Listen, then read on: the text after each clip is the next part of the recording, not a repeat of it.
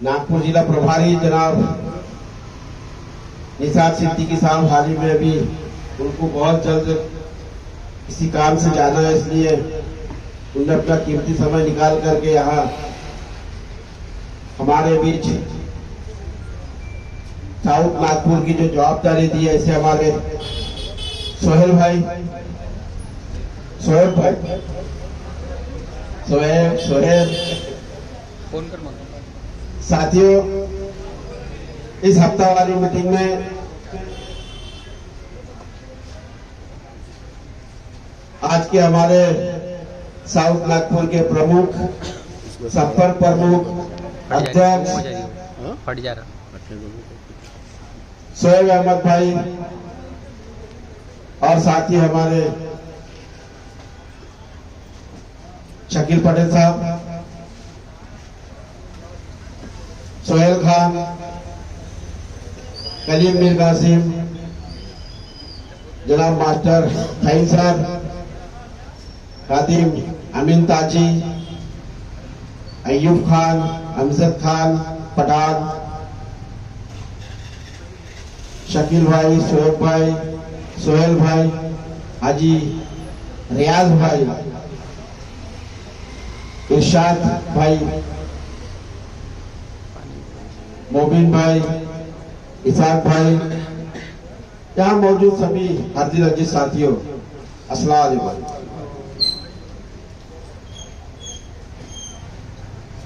साथियों, हम पिछले 4 साल से हफ्तावारी मीटिंग लगातार लेते हुए आ रहे हैं और जैसा कि हमारे को पिछले कई साल से जो हम कार्यक्रम कर रहे हैं, संगठन को बांधने का ही काम कर रहे हैं, चाहे उसमें सोहेल भाई की भूमिका हो या सोहेल भाई की या पटेल साहब की या अदरवाइज यहाँ जितने भी लोग बैठे हैं, सभी की अपनी एक भूमिका है। समीर भाई, सभी यहाँ मोहब्बत से जुड़े हुए और इसी मोहब्बत के खातिर एक दूसरे भाई को जोड़ने का काम भी कर रहे हैं। हमने पिछले समय साउथ नागपुर और प्रभाग को लेकर के एक संगठन किस तरह से मजबूत की तरीके से बनाया जाए, उसका हमने कार्यक्रम शुरू कर दिया है। हमारे पास जितने लोगों के नाम हैं, उनके घर जाने का काम की जवाबदारी हमने प्रभाग के हमारे सहयोगी साथी और बहुत ही अच्छी तरीके से काम करते हैं कलीम मीर कासिम साहब को दिया है। साथियों, हमारी ये भी तैयारी है, अभी हाल ही में आने वाली इतवार के दिन दोपहर 2 बजे की मीटिंग महिलाओं की रखी गई है और उस महिलाओं के अंदर में भी किसी न किसी को एक प्रभार देकर के उनको भी अपने काम से लगाना है और एक बड़ा ताजाबाद शरीफ में एक जबरदस्त तरीके से जाहिर सभा यानी पब्लिक मीटिंग रखना है। साथियों, ये जो भी हम लोग ये सब कर रहे हैं, आने वाले नागपुर महानगर पालिका के चुनाव के मद्देनजर ये हम लोग कार्यक्रम चला रहे हैं। इसी के साथ हमें ये भी नहीं भूलना है, हमारे ताजाबाद शरीफ हमारे प्रभाग में आए दिन कोई ना कोई समस्या खड़ी हो जाती है, मूलभूत समस्या नागरिकों की, हर गली समस्या है, उसको भी ध्यान में रखते हुए हमको सबको काम करना है। मैं हमेशा बोलता हूँ, जिस एरिया में जो लोग रहते हैं उसकी पहली जवाबदारी है कि अपना एक व्हाट्सएप के अंदर एक ग्रुप है, कंप्लेंट ग्रुप, खासतौर पर उस कंप्लेंट ग्रुप के अंदर में बाकायदा फोटो के साथ, नंबर के साथ, पता एड्रेस के साथ उस एरिया की कंप्लेंट डालना चाहिए, ताकि ऊपर के अधिकारी को कंप्लेंट भेज करके समय पर उसकी कंप्लेंट पूरी हो सके। होता ऐसा है कि फोन पर बताने से थोड़ी परेशानी होती है, समझ भी नहीं आता कि किसके इधर का और किसके घर के पास का काम की शुरुआत करना है करके। अभी बहुत से काम हमारे ताजाबाद शरीफ में आप लोगों की मदद से ऑल इंडिया मजलिस इत्यादि मुस्लिम के वजह से काम होने वाले हैं, चाहे वो रोड के काम हो, जहां नहीं हुई है वहां गटर लाइन्स के काम हो या टाके बनाने का काम हो, ये काम बहुत अच्छे तरीके से आगे भी होने वाले हैं। इसके लिए आज ही हम पटेल साहब और मैं, हम दोनों नागपुर महानगर पालिका सिविल कॉर्पोरेशन जाकर के अधिकारियों से संपर्क किया है और हमने जानकारी भी ली है कि हमारे कौन कौन से एरिया के अंदर में कब और कैसे काम होने वाले हैं। साथियों, ये तो सिलसिला हमारा चलते रहेगा, मगर हमारा अहम मकसद, हमारा लक्ष्य नागपुर महानगर पालिका होना चाहिए। काम का विषय ऐसा है कि काम आज का कल, कल का परसों ऐसा हो रहा है और होगा, क्योंकि हमारी कोई सत्ता नहीं है, हमारा कोई महानगर पालिका में आवाज उठाने वाला नहीं, ना ही असेंबली में और ना ही लोकसभा में। तो इस तरह की हरकतें होते रहेगी, मगर आने वाले समय को हम पूरी ताकत के साथ अगर कैश करेंगे आने वाली नागपुर महानगर पालिका में, तो हमें ये दिन देखना नहीं पड़ेगा कि आज की समस्या कल हल हो रही है। ये दिन अपने को देखना नहीं पड़ेगा। तो मेरा ये मानना है साथियों, मैं हर हफ्ते बोलता हूं आप सभी को कि भाई को भाई से जोड़ने का काम करो, और ये बहुत जरूरी है। हम जहां भी रहते हैं, जिस मोहल्ले में रहते हैं, उस मोहल्ले के जिस जगह पे, जैसा मैं रह रहा हूं, तो मेरे आजू बाजू के जो लोग हैं वो मेरे साथ जुड़ना चाहिए। हमारे जहां रिश्तेदार हैं उनको पहले जोड़ना चाहिए और उनके माध्यम से और भी लोग जुड़ते हैं। जैसा मैं हूं तो मेरे पीछे 10 लोग हैं। इस तरह का एक वातावरण अच्छी तरीके से बनाना चाहिए और ज्यादा से ज्यादा पब्लिसिटी कैसी होगी, कैसे लोगों तक अपना नाम जाएगा, उसके बारे में आप लोगों ने हर जगह हर समय पे चर्चा करनी चाहिए। एक तरह से प्रचार ही करना चाहिए। जब तक हमें पूरी तरह से प्रचार नहीं करेंगे तब तक, क्योंकि बहुत सी ऐसी जगह है आज भी सब कुछ तो एमआईएम कर रही है, मगर लोगों के दिलो दिमाग अभी भी जगह पर नहीं है। जबकि ताजाबाद शरीफ का बहुत बड़ा काम एमआईएम ने किया है। ताजाबाद शरीफ के रहवासियों को पट्टे वाटप करने का जो सरकार के तरफ से मंजूरी दिलाई है, ये एक अपने आप में बहुत बड़ा काम है। इस काम को ध्यान में रखते हुए ताजाबाद शरीफ का एक एक व्यक्ति, एक घर वाले, हर रहवासी लोगों का एक फर्ज बनता है कि एमआईएम को पूरी ताकत के साथ सपोर्ट करें। अगर ये सपोर्ट नहीं करेंगे तो आने वाले समय में नागपुर महानगर पालिका की तरफ से पट्टे कब मिलेंगे, इसकी कोई जवाबदारी नहीं रहेगी। क्योंकि साथियों, राजनीति एक ऐसी चीज है, बोल देना और उसको अमल में लाना वो एक अलग बात है। अमल में लाने के लिए पावर होना बहुत जरूरी है, और जब तक आपके हाथ में पावर नहीं रहेगा तब तक हम कुछ नहीं कर सकेंगे। हम हमेशा बोलते हैं, हम बताते, चेहरा बताते अपने प्रभाग का, चाहे वो औलिया नगर हो, ठाकुर प्लाट हो, या फिर संतोषी माता नगर हो, नवजीवन सोसाइटी हो, डायमंड सोसाइटी हो, सरताज कॉलोनी हो, या फिर तौहीद नगर हो, गौसिया हो, या निराला हो, या मंगल प्लाट हो, या अक्कर लेआउट हो, या आजाद कॉलोनी हो, या फिर ताज कॉलोनी हो, ये सभी क्षेत्र के लोगों ने अपना प्लॉट नियमितीकरण करने के लिए पैसा भरा है। वहां का विकास नंबर 1 का होना चाहिए था, मगर ऐसा हुआ नहीं है।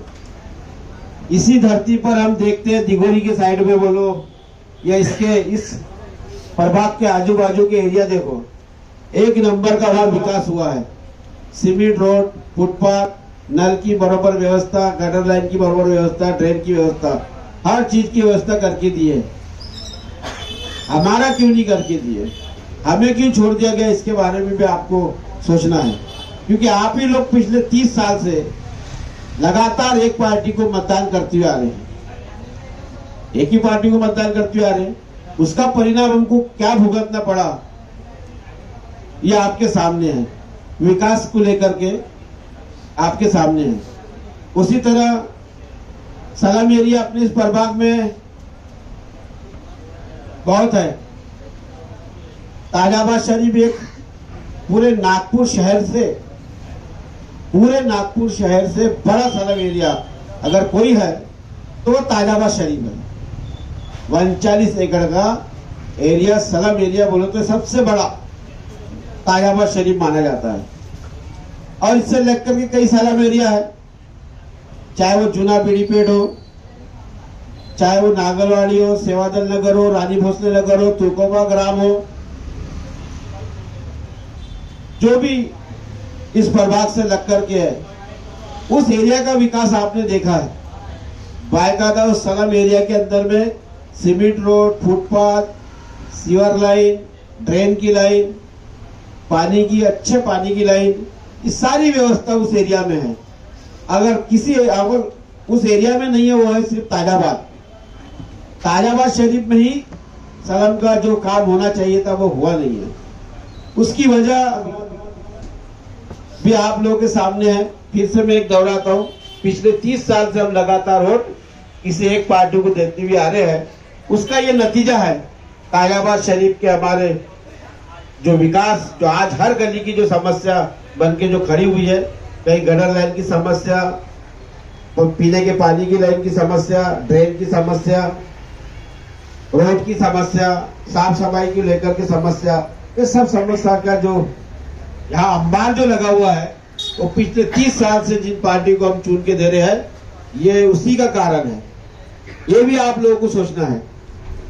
और साथियों, बहुत जल्द हम लोग ने पिछले समय जो संपर्क किया था हर घर में जाकर के, हर घर का डाटा लिए 4 महीने हम लोगों ने हर एक घर में जा जाके उस घर का पूरा डाटा, मतदान का मोबाइल नंबर से लेकर के किसका मतदान आता, किसका नहीं आता, ये सारा डाटा ऑल इंडिया मजलिस इत्तेहादुल मुस्लिमीन के पास है।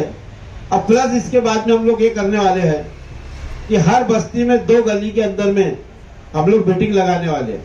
हर 2-2 गली में ऐसी मीटिंग लगा करके आने वाले कल के लिए समझाना है कि ताजाबाद शरीफ जो सलाम एरिया है, इसका डेवलप, इसको पट्टे किस तरह से वाटअप होंगे और कब होंगे और कैसे होंगे, और अपनी भूमिका क्या रहेगी, और आप लोगों को कैसा सरकार को सपोर्ट करना पड़ेगा। ये सारी बातों की जानकारी देने के लिए हमें ताजाबाद शरीफ के तमाम उस मोहल्ले के अंदर में जाना पड़ेगा, एमआईएम को जाना पड़ेगा। एमआईएम की जितने जो टीम के लोग हैं, इनको भी सहयोग करना पड़ेगा। जिसको जैसा टाइम मिले उनको भी सहयोग करना पड़ेगा। उसके साथ साथ लेआउट की जो समस्या है, हाल ही में हम लेआउट की समस्या के लिए एक प्लान कर रहे हैं, जो आज करोड़ों रुपया नियोजन समिति में आया है विकास के लिए। उस विकास को ध्यान में रखते हुए हमने एक प्रपोजल तैयार किया हुआ है पूरे सीमेंट रोड का, जो हमारे बस्ती के अंदर में, चाहे वो निराला हो या ठाकुर प्लाट हो या फिर तोहिद नगर हो या सरताज कॉलोनी हो, अवलिया नगर हो या फिर संतोषी माता नगर में कुछ काम तो हुए हैं सीमेंट रोड के, मगर उसके सामने के जो एरिया है निराला से लग करके डायमंड सोसाइटी, नवजीवन सोसाइटी, जो अपने प्रभावित एरिया में आते हैं, इस एरिया के अंदर में सीमेंट रोड का काम करने का हम लोगों ने प्रपोजल तैयार करके एक बड़ी तादाद में एक मोर्चे की शक्ल में हम लोगों को जाकर के वहां पे निवेदन देना है कलेक्टर को, ताकि हमारा बारिश के बाद में वो काम शुरू हो। चुनाव की घोषणा होगी तो फिर बात का मैटर है, मगर कोशिश हमारी पहले से शुरू रहनी चाहिए। हो सकता है कि अगर चुनाव भी आ गए तो चुनाव के बाद में तुरंत बाद भी काम शुरू हो सकते हैं, या फिर चुनाव के पहले भी काम शुरू हो सकते हैं। ऐसी हमारी तैयारी रहना चाहिए।